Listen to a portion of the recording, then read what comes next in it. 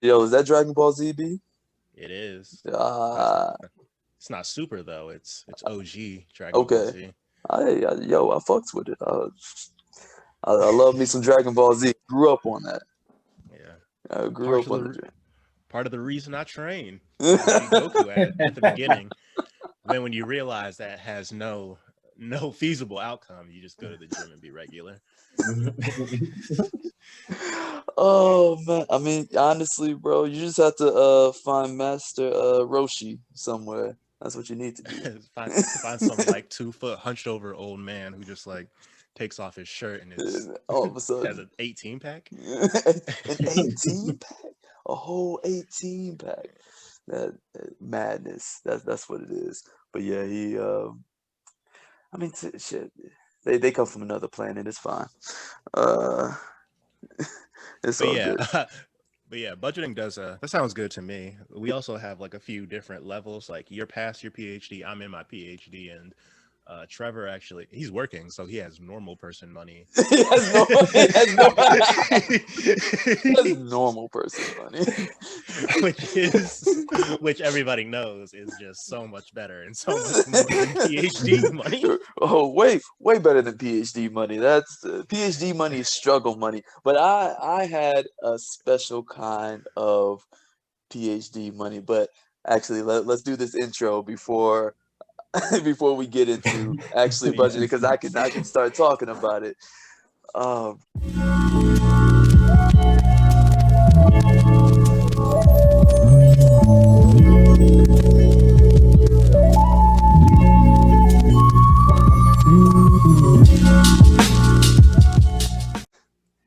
Hey, what's up, guys? Welcome to another episode of At the Bench with the scientists who lift.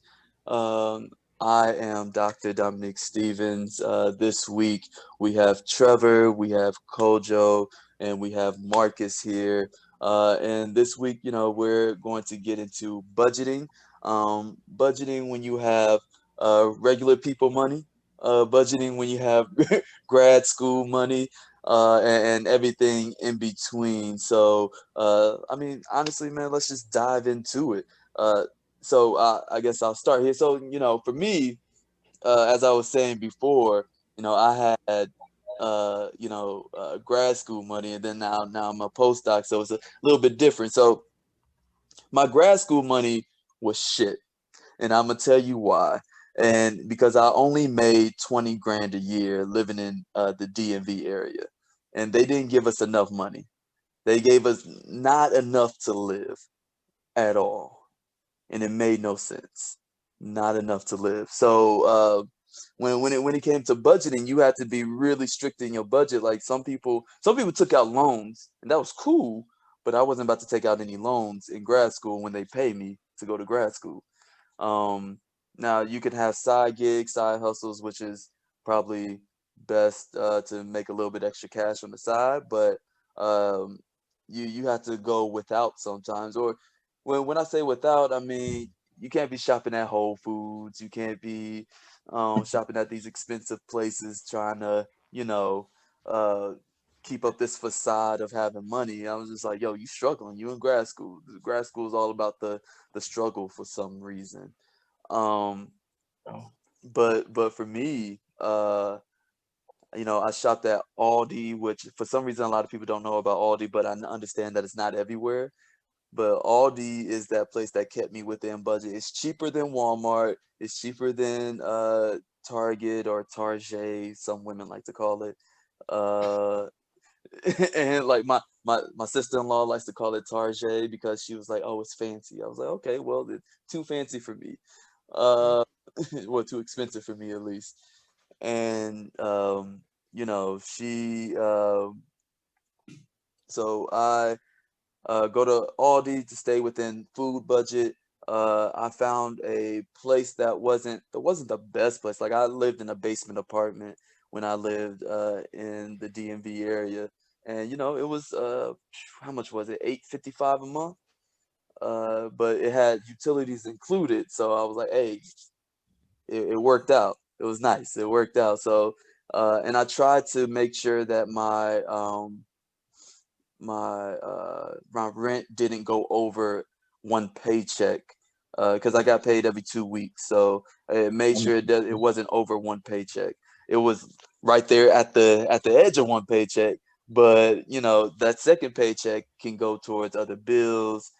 I can try to save a little bit of it, and try to not live paycheck to paycheck and be broke. Even though I was broke, but I was trying not to be. You know what I'm saying? Yeah. So that that was that PhD money, but and also also depends on where you live.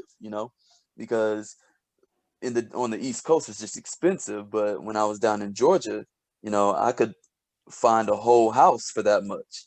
You know what I'm saying? Like I have a whole townhome, whole house, like 3 bedrooms, two full baths, and 100 1,100 square feet for some reason. Like that's how Georgia was. So it all depends on when you live. And then as a postdoc now, I get paid more than double what I was making as a PhD student. And plus, living down in Texas is a lot cheaper than the East Coast. So, I can have nicer things, but still have a budget because I got to pay off my student loans now. So you always got to be constantly thinking about your budget, because if you don't, then your money will get away from you real quick. But what is the regular people money like, Trevor? Well, tell me what that regular people money like. Regular people money, I love that. Honestly, it's amazing. For my that's to say the least with it. I went from undergrad, making a really full-time student, making no money, like I make no but undergrad making living off of ramen. That was basically my meal every day. And I found this opportunity in industry, and like that started making what you call regular people money. So it was such an eye-opening it's so different, but a lot of that carried over. I mean, I still have a weekly budget that a little bit more than what I was spending in undergrad for food, but it's still, I shop smarter. So a lot of those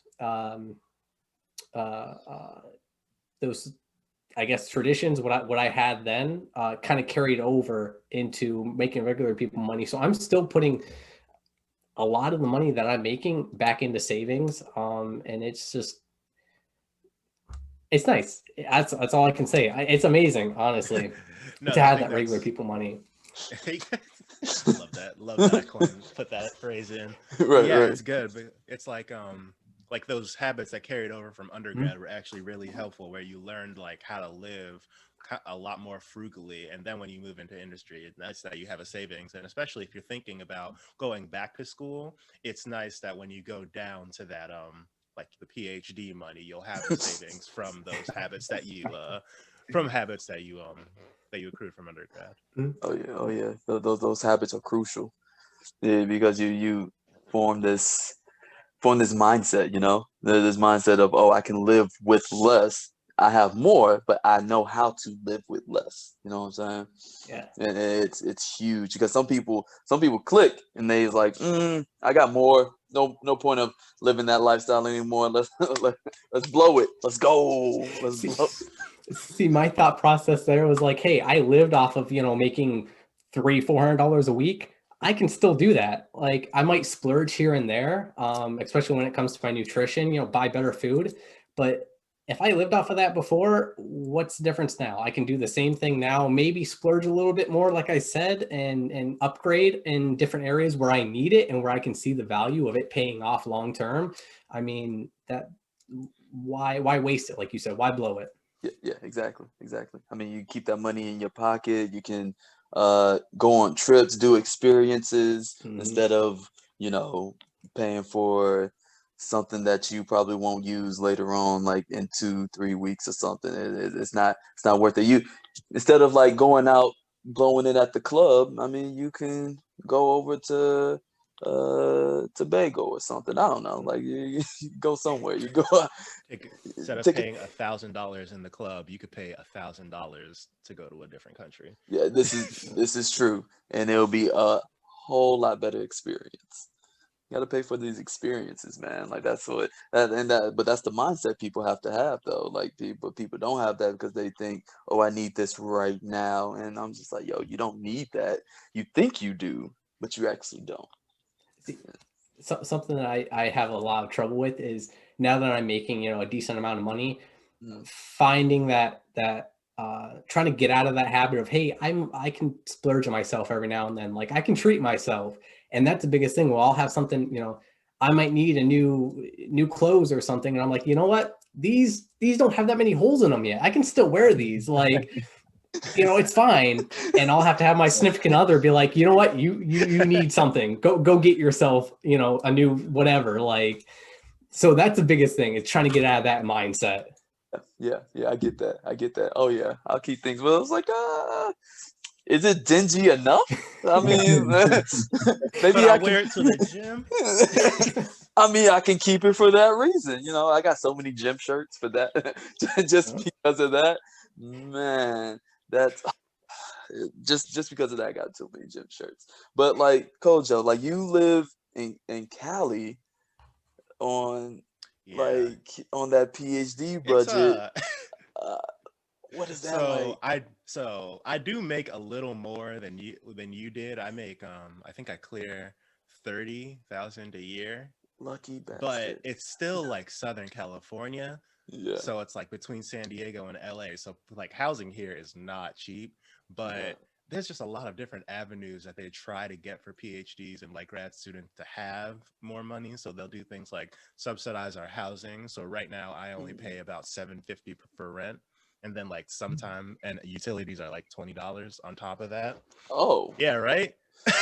Okay, you blessed out here. 750. I Okay, am you like blessed. like Okay. LA is so close for 750 right now. But if I Oh my wanted to live God. off campus, it's immediately 1,500. Oh.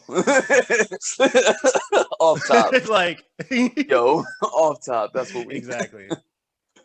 Oh my God. So That's it's kind of a weird balance, but yeah, yeah, yeah, I yeah. mean, I figured it out from undergrad. You just like pull that struggle lifestyle. Just make sure you have your weekly budget, so you're just buying food, focusing on your nutrition. And then a lot of people don't know this in grad school, but there's like a bunch of top off and external fellowships that you can get so that Mm, you can have more money in your pocket or money to buy things so that don't have to struggle as much as a grad student. Like mhm, personally, I had a what did I applied as an undergrad for a fellowship, and then during grad school it gave me like $2,000 that I was able to use to build a computer. So it's like I had $2,000 that I now am able to reinvest in myself as opposed mhm. to having to take it out of loans or just not going without it. But now I'm using this computer for everything I do. So it's like if you find these random avenues of money, it works, but it is tight. Yo, tight is an understatement. But that's dope though. Like that's really dope. I mean, but that's true though. Like a lot of grad students, like I think a lot of them feel like, oh, my boss has to pay for me, and my boss is paying me, so they're stuck. So because their boss funds them, they're stuck in this like, oh, I control them. Like their boss controls what they do, and that's kind of not the avenue or the situation that you want to be in, because Exactly. you get you a fellowship, then that's, hey, yo, that's your money. He don't control shit, not a thing. Exactly. You can put that into yourself. You can Yeah. go splurge on yourself in grad Hmm. school. So like Hmm. Yeah, there are yeah, ways to do it. We're not like fully struggling out here, but yeah, it's not yeah. as if you can just live so like frivolously. Right, right, right. I mean, I know some people who try to, who have. I mean, like I Oh, like you live in certain, like it's crazy because living in Atlanta, and like there's two sides of Atlanta. There's the north, there's North Atlanta, there's South Atlanta. South Atlanta, you live in, within your means or below your means, which is what you're supposed to do. If you live in North Atlanta, you splurging. oh, you got you a high rise somewhere, like you living that good life, like either that or mommy and daddy are paying for something, like that's that's what it is, like and for people like us, I was like, yo, we ain't got that, you know what I'm saying? We have to make it work. But it's kind of wild. And then like in the DMV in the DC area, man, they like their expensive things. They they like to do really expensive things. Marcus can attest to that. They like expensive things over there. That's PG County. That's what that is. Are you from PG, Marcus? Hey, I'm not from PG, but I did my undergrad at University of Maryland, and we splurged on some nice things from time to time. Definitely like keeping it within the fitness realm. I mean, gym memberships, the premium cost of that, I think, was probably the most hard thing to budget in there. Especially like being a powerlifter myself. Like I ran the university team for powerlifting as well.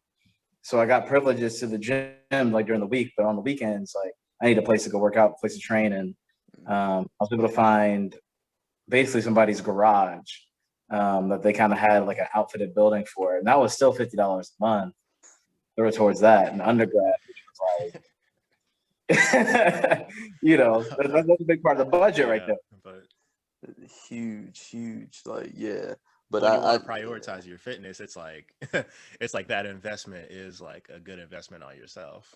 Yeah, like we were saying in a previous episode. What?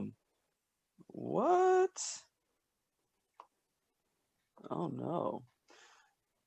I thought I upgraded. It's giving me a time limit. Look at that. I thought I upgraded this thing. Uh-oh. Uh-oh.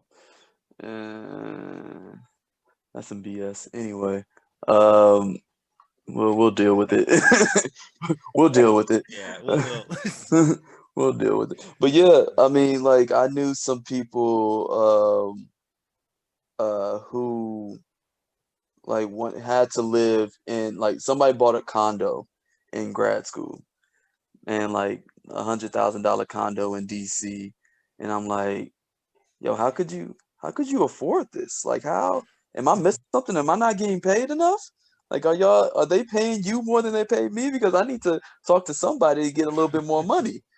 Like, this is madness, man. And then like another girl, and I think this might be like just, I don't know, just DC in general, but like this one girl in my program as well. She was like she wanted to buy a party bus for homecoming, and we all like, who's paying for that?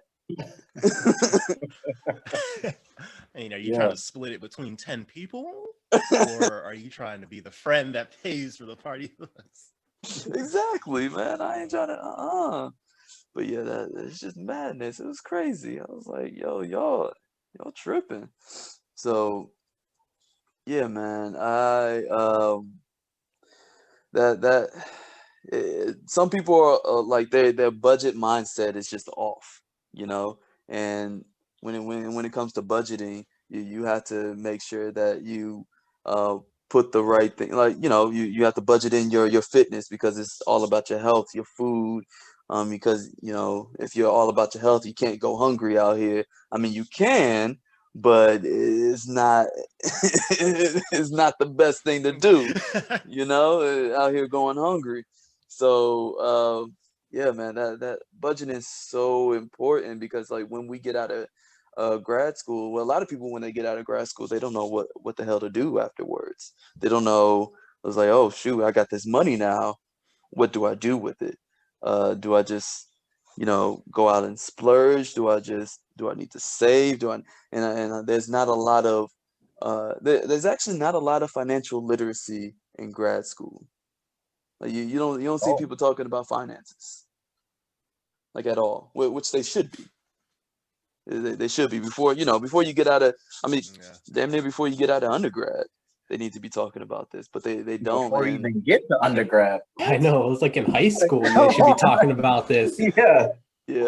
I mean, learning how to manage your money in undergrad is like, I mean, that's everything. That's your foundation for the rest of your life. I mean, if you're not doing well with how you're gonna buy food or how you're gonna find food or getting creative with how you're gonna eat in general.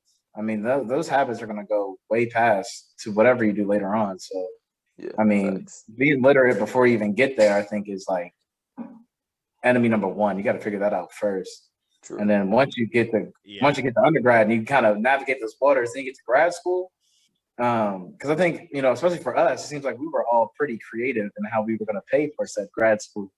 And so, letting people know the tools for that information, I think is going to be crucial to just even getting that financial literacy started. Hmm. Hmm. Yeah, that's true. That's true. Some of the keys. You gotta write some things off on your taxes. Write your lifestyle off on your taxes. Just be, I mean, so you make a business. Like I have this business, Scientists Who Live, and to keep up the business and what I do. Like I'm a scientist, I got to go to the lab every day. I lift, I got to go to the gym. So to keep up, the Scientists Who Live, I don't know if I don't want to call it a facade, but like the whole thing, The the whole image, just like yeah, the maintaining it. image of Scientists Who Live, man. Shoot, I got to do all these things, and that's a part of it. Because if I wasn't, people be like, "Yo, why do you have a brand called Scientists Who Live if you don't even don't Are lift?" you a scientist? Do you lift? Right? Do you do these things? Like, what are you doing? Like, you Yeah, know what I'm no. saying? Like, it has to make sense. It has to make sense. But that brings us to we're gonna keep it when it No. comes to budgeting. Like, there's I feel like there's tips and keys that everybody has to keep their budget in line.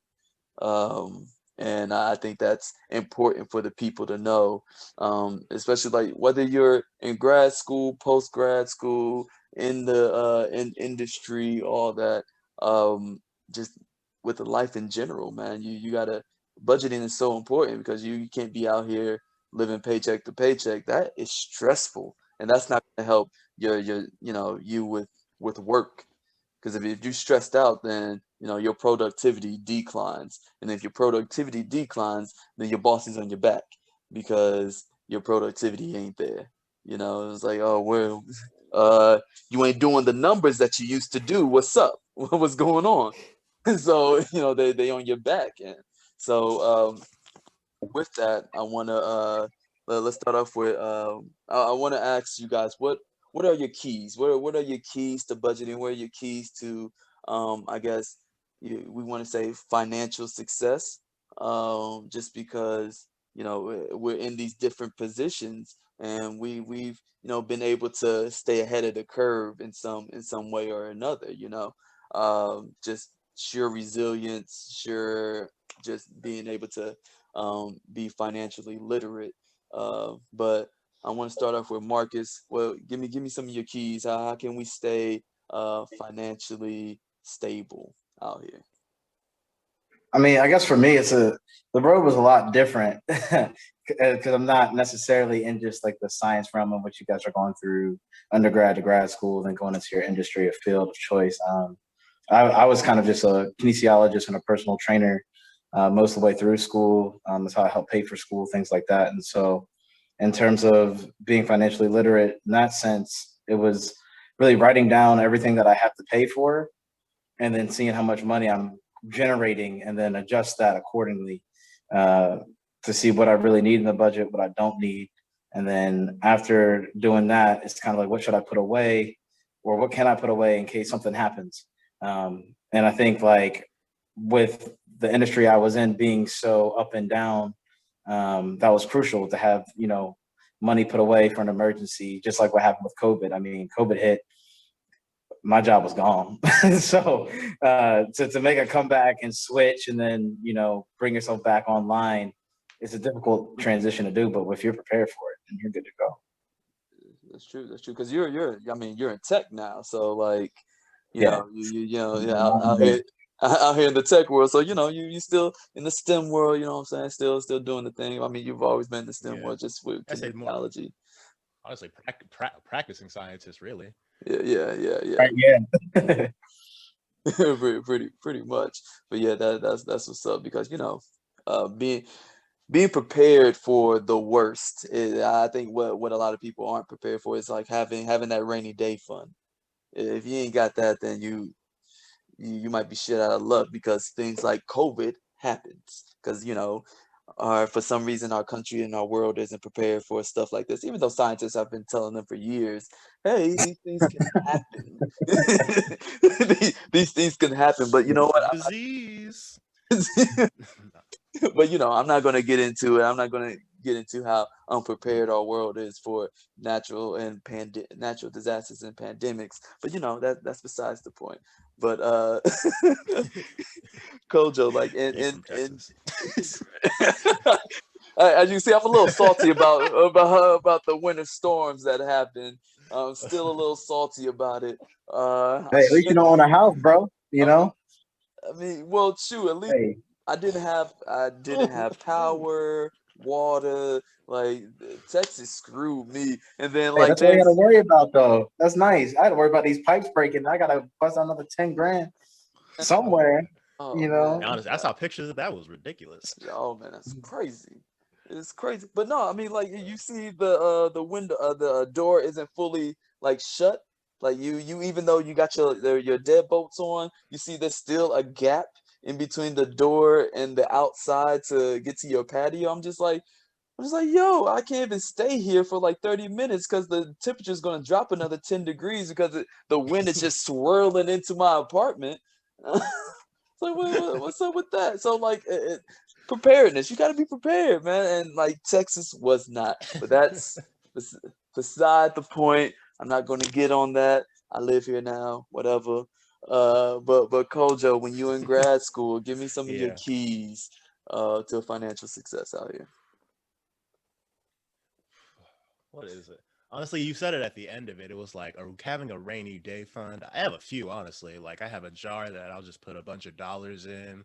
I have my bank account that'll automatically take out like a couple of dollars every time I try and buy something. And then every time I get paid, I make sure to put something in a bank account. And even though it's like maybe I can't put something in each of these things every month, it's good that I have like something to fall back on. Because when COVID did hit, I was like, oh no, I need to buy like groceries for an entire like month, and I need to just sit inside my house. And I was able to do that because I had this rainy day fund that like just had some backup money. And then just being aware of the things that you actually buy each month. Maybe just like looking so closely at what you would do over the course of a month, so you can just be like, okay, so I need this much for like protein and nutrition, I pay this much for the gym. I like to go out like once a weekend, or like do things once a weekend. So making sure you're aware of the things in advance really helps me like stay on top of it. And then towards the end of the month, I'm not like scrambling for money. I'm like, oh, I already have money because I know I set aside I want to get some ramen this weekend or something like that. But yeah, Yeah. just being aware of the things that you're buying, and then also just like making sure that in the back of your mind you put things away like to a rainy day fund. Right. That's important, especially like when you're not making as much as you. We could be making a lot more in grad school, like in the PhD program. They don't pay us enough. I mean that's why they're trying to That's a unionize different argument, currently. but But that's it's a whole yeah, different. all over. Oh man, it's a whole different discussion. Whole different discussion. Actually, the grad student in my lab currently makes like 35. So yeah, I was just like, you make what? I'm like, you rich. Rich. You make 35. what? Man. Excuse me? What? Excuse me? Ugh. What I would do with 35 grand in grad school living in living in the DMV. Uh can't I even get think I into only that. got living in Illinois, bro. I got 9 Oh. for the year. Ah. So Like, I didn't. I'm sorry. I'm sorry. That was too much reaction. all right. Down it back a little bit. Like y'all talking about 35. I'm like, I had like 9, bro. Like, what? Oh my. They had me slaving for Dang. that 9 too. What? Oh man, they tried to play you, bro. Like that's Damn. messed up. They did. They didn't try. They did. Oh man, they just doing the most. They be oh man, grad school and that's another thing. You all like going into grad school. People have to remember that uh, the grad school isn't looking out for your best interests. You have to look out for yourself. And I'm pretty sure we'll have no whole nother conversation about getting into grad school and what to expect when you get into grad school. But like people have to Mhm. remember, it was like, yo, man, like you can't. There's no negotiations. You got to know what you have to know what you're making up front, so you know where to live, you know how to budget. You have to know these things, and it's all about knowledge. Because if you don't have that information, then you're screwed. You're just going into a situation blind, and you don't know what to do. You know? Absolutely. And I would actually just say, like, make sure you can get all that information up front. Yeah. Because in my situation, you guys Yeah. is a little bit different, being researchers and TAs potentially, whatever you guys did for to get your school paid for. I was considered technically staff, so I was an event coordinator, and because of that, my stipends for my tuition reimbursement, stuff like that, counted towards my income. So I was taxed on that money. So the money I was supposed to get every month was heavily taxed, and they wouldn't tell me how much they were going to say I made each month, and I only got paid once a month. And so I wasn't aware of that going into it. And so like the first month, I remember I got a check that was like $1,100, and I was like, okay, I can deal with this. That's fine. Like for the month, I'll figure it out. And then the month after that, I got a check for 500, Oh. Uh, and I was that's at their whim, and there was The nothing I could do transparent. about it. They couldn't give me like, oh, it's gonna be like this, it's gonna be like this. And so that's why I had to really hustle and grind at that point to create a budget that was going to be sustainable, regardless of what the amount that they gave me every month was. yeah. You gotta do what you gotta do out here. Like especially if they ain't looking out for your best interest, man, you gotta do what you gotta do. You gotta hustle. Before I get into that, but so Trevor, like in I mean in industry, you're making good money. Mhm. Decent chunk of money. Regular You people money, regular people money. You're making good regular.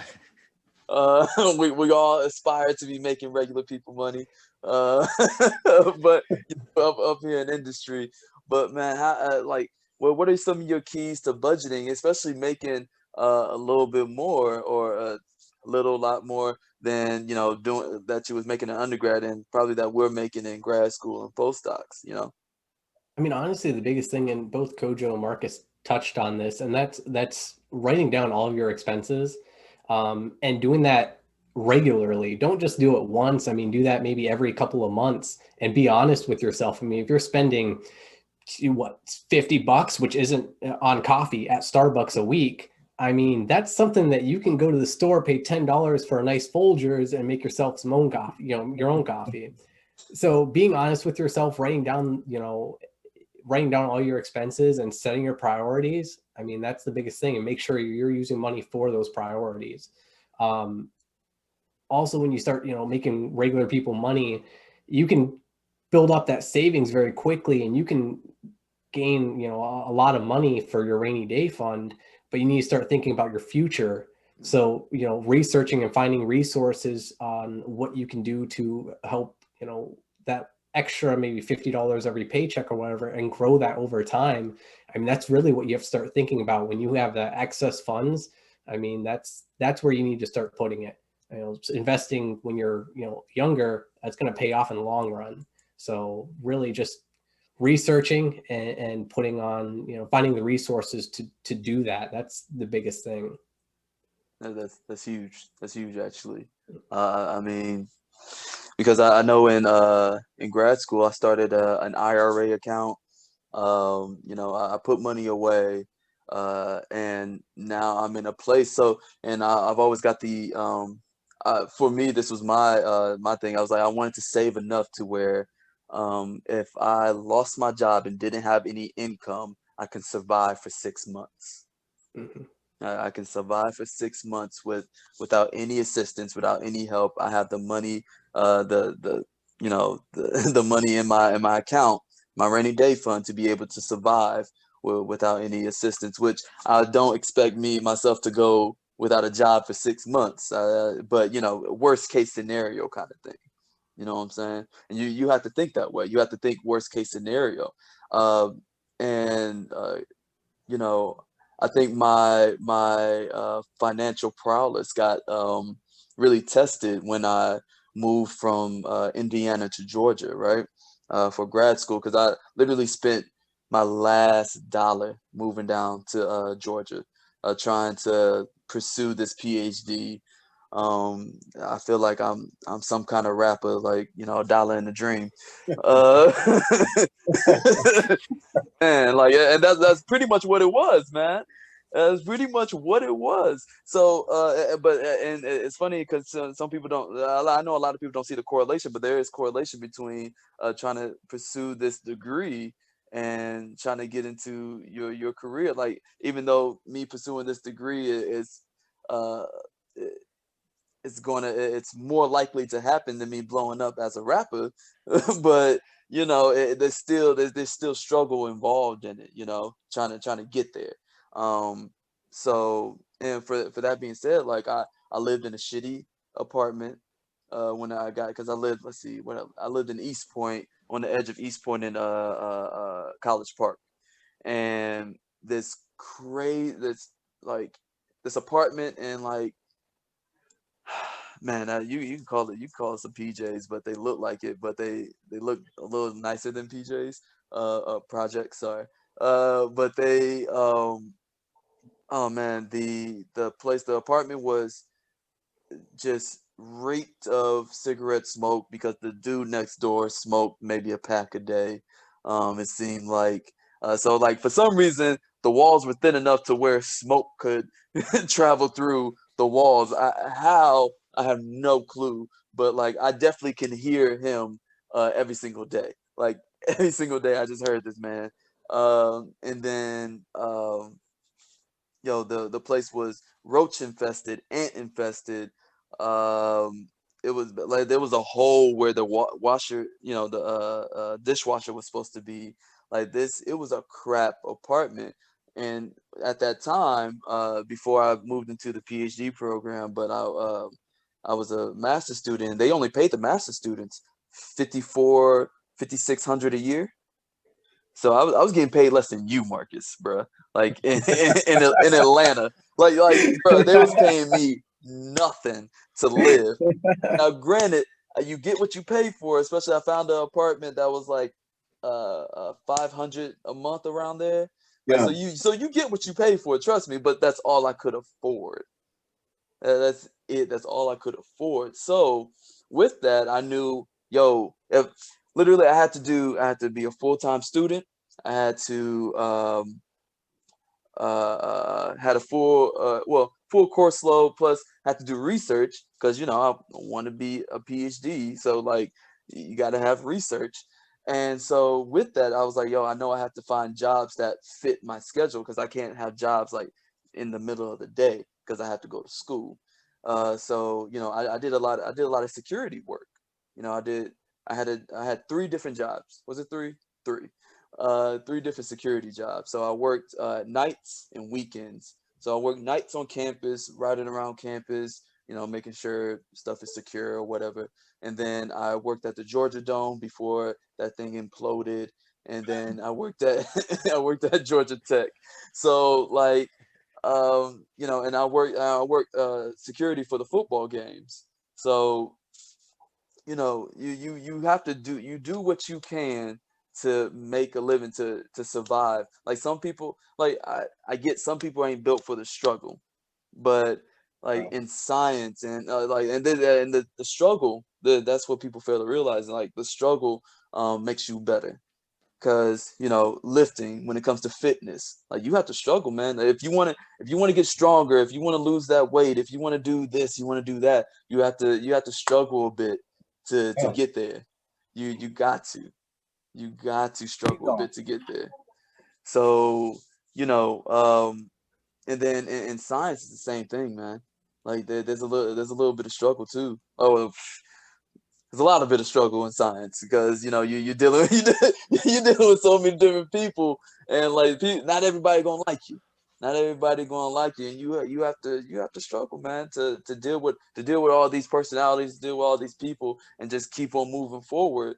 Even though people don't like you, it'll just be like, well, you don't like me, I'm gonna move on. All right, shoot, you don't have to like me. Let's just keep on going.